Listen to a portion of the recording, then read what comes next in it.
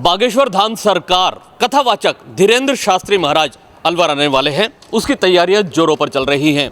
यहाँ पर अलवर में दिल्ली रोड पर यहाँ एक भव्य पंडाल बनाया गया है, जहाँ पर लाखों लोगों के बैठने की व्यवस्था की गई है। धीरेन्द्र शास्त्री महाराज यहाँ पर अलवर में 3 दिनों तक प्रवास करेंगे। 6, 7 और 8 अक्टूबर को उनका अलवर में कार्यक्रम रहने वाला है। इसमें दरबार भी लगेगा और हनुमंत कथा भी होगी। इसके अलावा जो आयोजक मंडल है वो हमारे साथ खड़े हैं, उनसे हम जानेंगे, क्योंकि एक दिन पहले यहाँ पर 11,000 महिलाओं के साथ में कलश यात्रा भी निकाली जानी है। इसके अलावा और क्या व्यवस्थाएं, इन पर चर्चा करेंगे।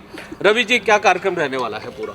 देखिए, 5 तारीख को यहाँ पर कलश यात्रा का आयोजन होगा, जो कि हैप्पी पब्लिक स्कूल से शुरू होने के बाद कृषि उपज मंडी अग्रसेन चौराहे पर वहाँ पर समापन होगा। और इसमें 11,000 के लगभग महिलाओं के भाग लेने की पूरी उम्मीद है। उनके स्वागत की, भोजन की, भंडारे की सभी व्यवस्था, सब चीज़ हमारे द्वारा, समिति के द्वारा कृषि उपज मंडी में ही रखी गई है। 6 तारीख को सवेरे संभावित है कि 9 बजे महाराज श्री आएँ या 11 बजे आएँ। वो हेलीकॉप्टर से आएंगे और उसके बाद उनका एक अभिनंदन यात्रा जो मुख्य बाजार है, मुख्य चौराहे हैं, उनसे होते हुए और हनुमान चौराहे तक एक रोड शो की तरह से वो सब होगा जी।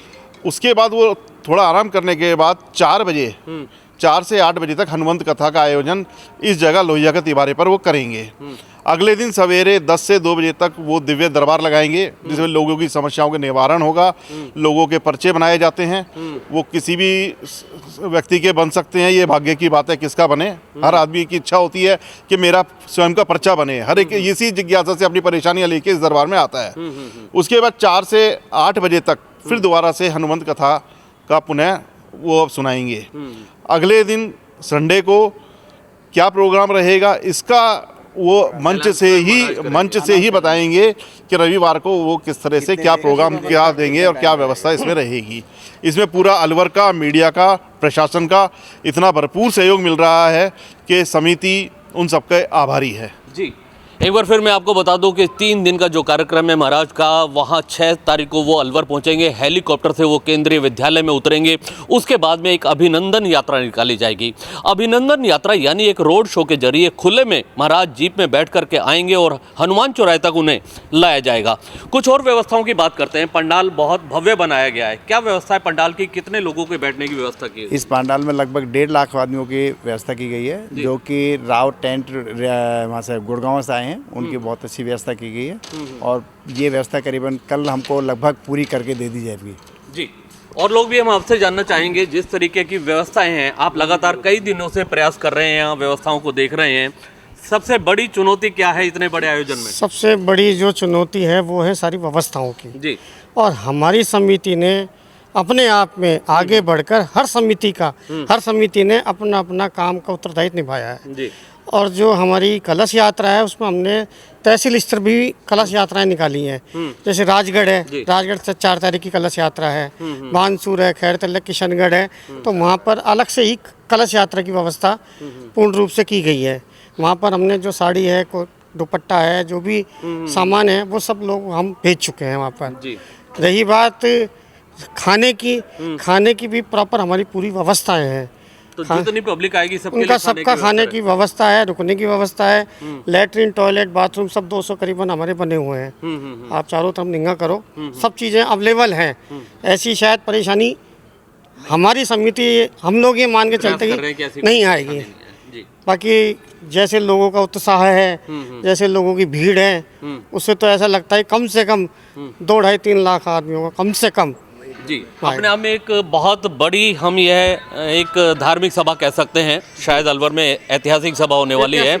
हम ये जानना चाहते हैं, ट्रैफिक व्यवस्था एक महत्वपूर्ण पार्ट होता है, उसकी तरफ से क्या व्यवस्था है? देखिए, ट्रैफिक व्यवस्था में कोई भी व्यवधान उत्पन्न ना हो, इसीलिए पहले हम लोगों के द्वारा 6 तारीख को प्रस्तावित थी कलश यात्रा।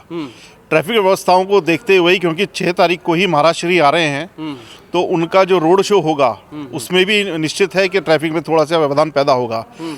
ज़्यादा व्यवधान ना हो, इसलिए हमने अपने आप को 5 तारीख के कलश यात्रा के ऊपर अपने आप को डाइवर्ट किया कि जिससे कि आम पब्लिक अपने सारे काम दैनिक दिनचर्या है वो उसकी होती रहे, आम पब्लिक को कोई परेशानी ना हो, इसलिए हमने ये 2 दिन का कार्यक्रम अलग अलग किया। जिससे और कथा के लिए भी जो है हमने यहाँ पर भी जो पार्किंग है कथा स्थल से थोड़ा सा दूर बनाया है, लगभग 1 किलोमीटर, वहाँ से हमने ई रिक्शा की व्यवस्था की है जो कि निःशुल्क है। जो भी पार्किंग की व्यवस्था है वहाँ से कथा स्थल तक आने के लिए निःशुल्क ई रिक्शा की व्यवस्था समिति के द्वारा की गई है। लगभग फिलहाल अभी हमने 100 तो हमने बुक कर दिए हैं, बाकी हमारी इच्छा है कि हम इनको और ज़्यादा, जैसे हमें कोई भी आवश्यकता और मिलने के ऊपर भी है, हम प्रयासरत हैं कि हमें और रिक्शा इस तरह से मिले तो हम उनको भी यहाँ लगाए निःशुल्क, जिससे कि पब्लिक को पार्किंग तक आने जाने में कोई समस्या नहीं हो और कोई ट्रैफिक जाम नहीं हो। देखिए, व्यवस्थाओं की हम बात कर रहे थे। यहाँ पर जिस तरीके से आयोजक मंडल से जुड़े कुछ लोग हैं, उन्होंने हमें बताया कि पार्किंग व्यवस्था का विशेष ध्यान रखा गया है। पंडाल में लगभग लाखों लोगों के जो बैठने की व्यवस्था है, उन सब के लिए यहाँ पर भोजन की भी व्यवस्था की गई है। सबसे बड़ी बात यह है कि जहाँ पर पार्किंग होगी वहाँ से कथा स्थल तक आने के लिए इन्होंने लगभग 100 ऐसे ई रिक्शा भी बुक किए हैं जो यहाँ निःशुल्क सेवा देंगे और इस तरीके की व्यवस्था बनाए रखने के प्रयास लगातार किए जा रहे हैं। मैं एक बार फिर दिखाना चाहूँगा आपको, यह पंडाल है सामने जो आप देख रहे हैं। जिस तरीके से ऐसा भव्य पंडाल है जो पहली बार शायद अलवर में होने जा रहा है। हालांकि इससे पहले भी यहाँ पंडित प्रदीप मिश्रा जी की भी एक कथा हुई थी, उसमें भी काफ़ी अच्छे आयोजन हुए थे। इसी तरीके से एक बड़ी सभा का आयोजन अलवर में होने जा रहा है, जिसमें बागेश्वर धाम सरकार के जो कथावाचक हैं पंडित धीरेंद्र शास्त्री, वो अलवर आ रहे हैं। यह अपने आप में एक अभूतपूर्व धार्मिक सभा अलवर में होने वाली है। कैमरामैन दिलीप के साथ जुगल गांधी, अलवर।